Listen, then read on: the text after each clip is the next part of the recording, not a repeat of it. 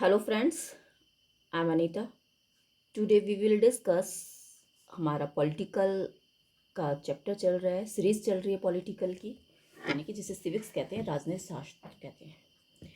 अभी यूपी में वैकेंसीज निकली हैं और काफ़ी अच्छी वैकेंसी है। आप तैयारी करेंगे तो आपका सिलेक्शन पक्का है। देखिए, सीरीज बहुत अच्छी है, एक भी क्वेश्चन इसमें से नहीं छूटेगा आपके पास। ठीक है, मैं 10 ज़्यादा क्वेश्चन नहीं ले रही, बहुत लंबा मेरा सेशन नहीं रहेगा कि आप नहीं देख पाएंगे।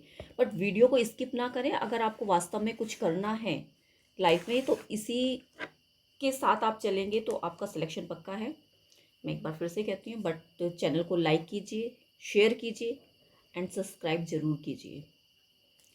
चलिए हम चलते हैं। हम कीवर्ड के द्वारा जिस तरह से कुछ सीटेट्स में कीवर्ड्स होते हैं ना, और कीवर्ड से आप आंसर को चूज करते हैं, सेम उसी तरह से हम इसमें कुछ टेक्निक का यूज करेंगे, ट्रिक यूज करेंगे, और ट्रिक से आपको आंसर का पता चलेगा कि किस तरह से वे ऑफ ट्रिक हमारा आंसर चूज करने का वे ऑफ ट्रिक होगा।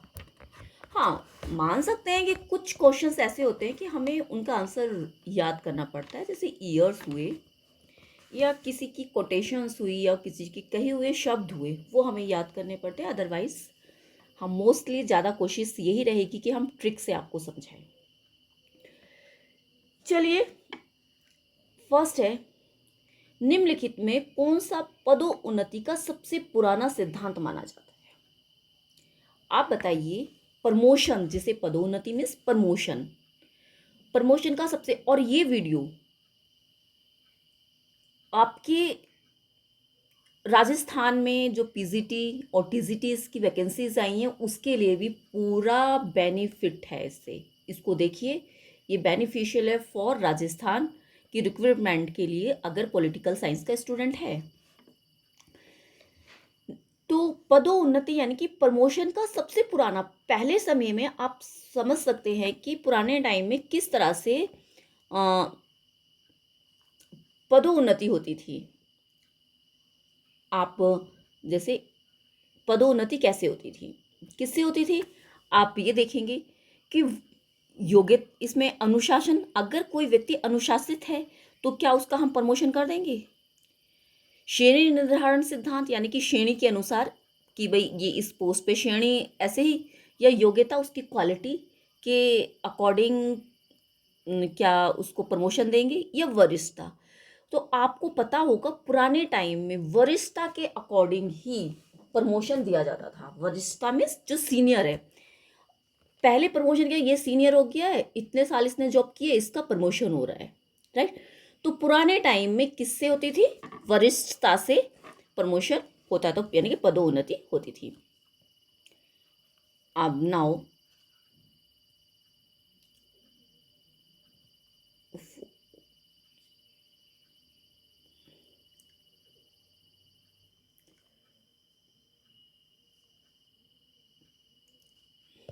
Next question.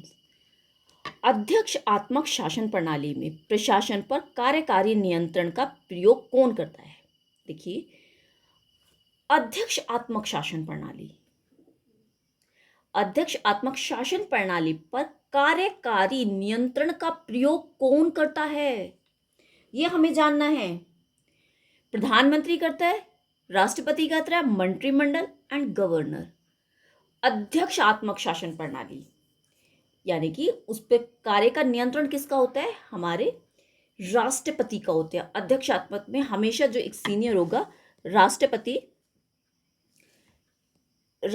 का इसमें हमेशा जो अध्यक्ष आत्मक शासन प्रणाली में प्रशासन और कार्य नियंत्रण किसका होता है, कौन करता है, राष्ट्रपति। नेक्स्ट, ओके,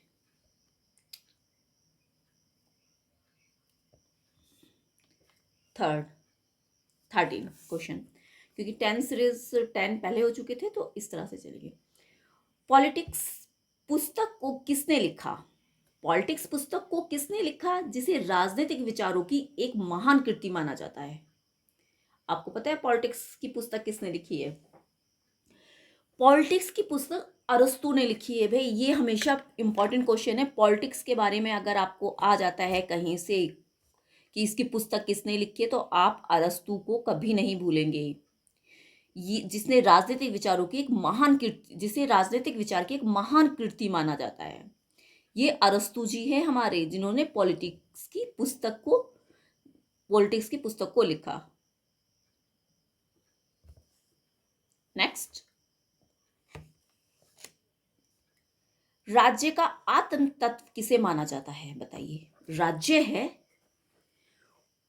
आप मान लीजिए कि एक राज्य है, आप किसी भी राज्य में तो रहते होंगे ना, राज्य है, राज्य का आत्म तत्व किसे माना जाता है, आत्म तत्व यानी कि आत्मा किसे माना जाता है, मीन्स आप को रिलेट कीजिए, चीजों से रिलेट कीजिए कि किसको माना जाता है, आत्म तत्व किसे माना जाता है, यानी राज्य का जो भूभाग है, इनकी भूमि को, वहां की जनसंख्या को, सरकार को, संप्रभुता को, बताइए किसको माना जाता है। तो भाई आप देखिए, भूभाग नहीं, जनसंख्या नहीं, सरकार नहीं, संप्रभुता। राज्य का आत्म तत्व क्या है, संप्रभुता, राइट। संप्रभुता को राज्य का आत्म तत्व माना जाता है। कहीं भी क्वेश्चन में आ जाए राज्य की आत्मा क्या है, तो एक तरह से संप्रभुता ही है। अब देखिए, निम्नलिखित में से कौन आत्मरक्षा के अधिकार को व्यक्ति का प्राकृतिक अधिकार मानता है, बताइए। ऐसे कौन सा लेखक है या कौन सा विचारक हैं, निम्नलिखित में से कौन सा आत्मरक्षा यानी कि आत्मरक्षा, स्वयं की रक्षा के लिए आत्मरक्षा, सेल्फ कॉन्फिडेंस या सेल्फ अपना आत्मरक्षा के अधिकार को व्यक्ति का प्राकृतिक अधिकार माना है, किसने कहा है, बताइए। प्लेटो है, हॉब्स है, बेंस है, बर्क है। तो ये देखिए, ये हम आपको बताते हैं, ये देखिए, हॉब्स ने इसको, हॉब्स ने, इसका आंसर बी होगा, हॉब्स। अब क्यों होगा ये भी देखते हैं। हॉब्स एक निरंकुश राजतंत्र का समर्थक है। हॉब्स क्या है, एक निरंकुश राजतंत्र के समर्थक हैं, लेकिन उन्होंने क्या व्यक्ति को आत्मरक्षा का अधिकार दिया है।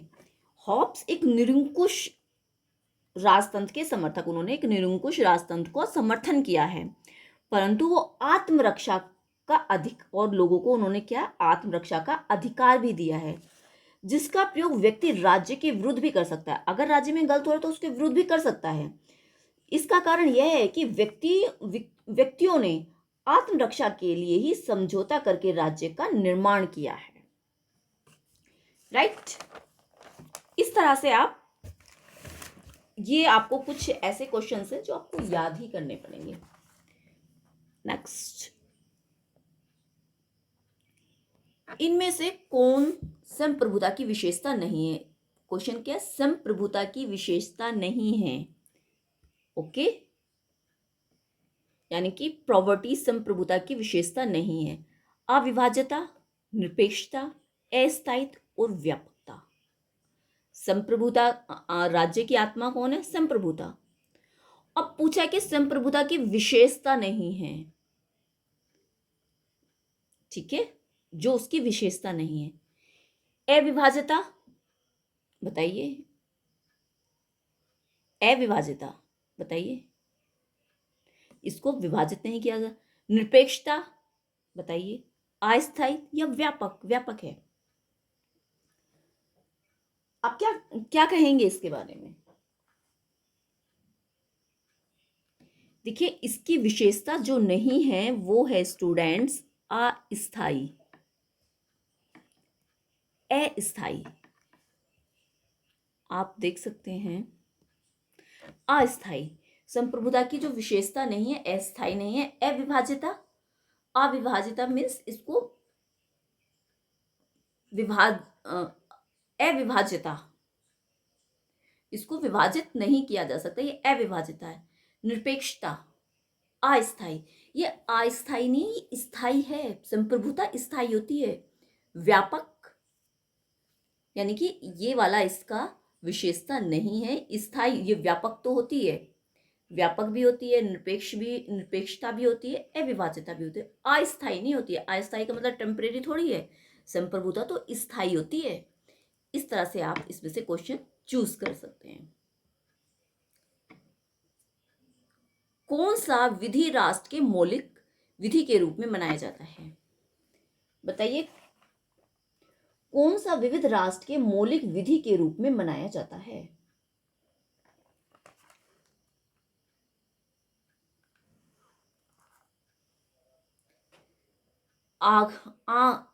आगमन विधि, ये आम विधि लिखा है शायद इसमें, मुझे लगता है थोड़ा सा आम विधि, संवैधानिक विधि, लोक विधि और साधारण विधि। आप देखिए, कोई आम विधि यानी कि सिंपल सी विधि तो हो नहीं सकती मौलिक विधि के रूप में जिसको माना जाएगा। कौन सा विविध विधि राष्ट्र के मौलिक विधि के रूप में माना जाता है? भाई राष्ट्र कितनी बड़ी चीज है ना, इसको आम तो नहीं माना जाएगा, लोक विधि भी नहीं होगा और साधारण तो होगा ही नहीं। संवैधानिक विधि, देखने में ही लग रहा है ना, आम विधि, लोक विधि, साधारण विधि, संवैधानिक, इसमें कुछ भारीपन है भाई। इस सेंटेंस में, इस ऑप्शन में भारीपन है, संवैधानिक विधि। तो option number B is correct answer, right. Next, जनतंत्र एक ऐसी, देखिए हम इसको ये भी देख सकते हैं संवैधानिक विधि के बारे में कि बहुत ही अच्छे से समझ के, क्योंकि संविधान सर्वोच्च में मौलिक कानून होता है। संविधान क्या होता है? सर्वोच्च होता है और मौलिक कानून होता है। इसीलिए संवैधानिक विधि भी मौलिक व सर्वोच्च होती है। संवैधानिक विधि भी क्या होती है? मौलिक और सर्वोच्च होती है। चलिए, जनतंत्र एक ऐसी शासन प्रणाली है जिसमें प्रत्येक व्यक्ति भागीदार होता है। यह परिभाषा किसने दी है? देखिए, जनतंत्र एक ऐसी शासन प्रणाली है जिसमें प्रत्येक व्यक्ति भागीदार होता है। प्रत्येक व्यक्ति, आप कीवर्ड देखिए, प्रत्येक व्यक्ति और जनतंत्र, एक ऐसी शासन प्रणाली है जिसमें प्रत्येक व्यक्ति भागीदार होता है। यह परिभाषा किसने दी है?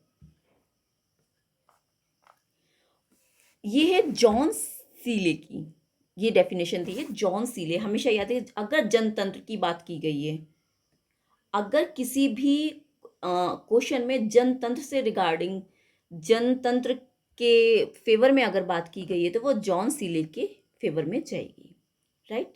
ये कुछ चीज़ें हैं जो आपको याद ही करनी पड़ेंगी।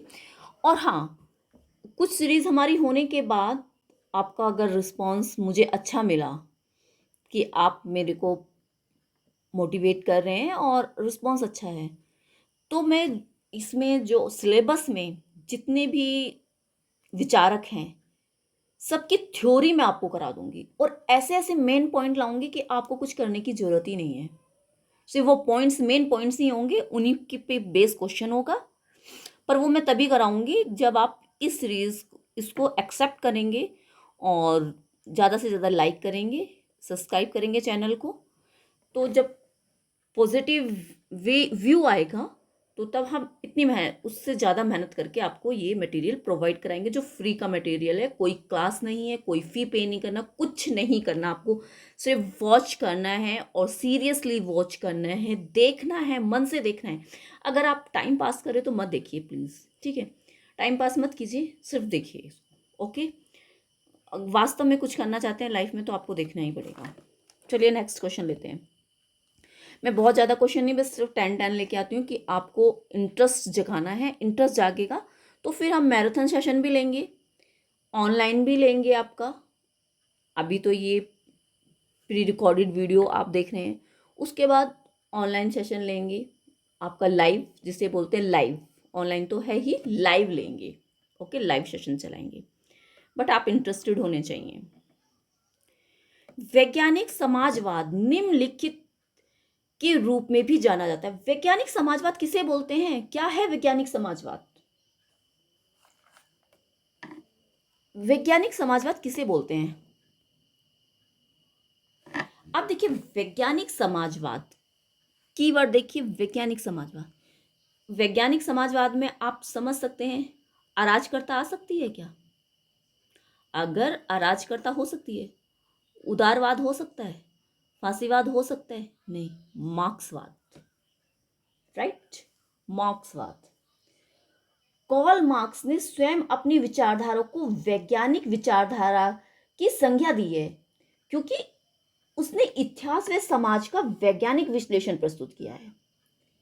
दास कैपिटल उसकी एक प्रसिद्ध पुस्तक है। दास कैपिटल इनकी एक बहुत ही, इनकी बुक का नाम है, आप लिख सकते हैं, देखिए एक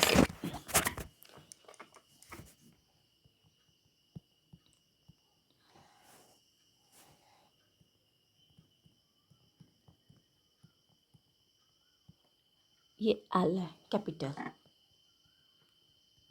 मार्क्सवाद की पुस्तक आप नोट्स बना सकते हैं, साथ में कुछ ऐसी चीजें आप लिख सकते हैं। मार्क्सवाद एक वैज्ञानिक समाजवाद है, ठीक है, और इनकी पुस्तक है दास कैपिटल। इनकी बुक कौन सी है? दास कैपिटल, इन्होंने बुक लिखी है, राइट।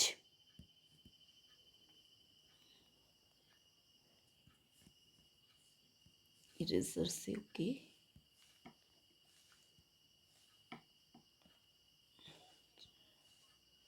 रब नहीं हो रहा है क्या?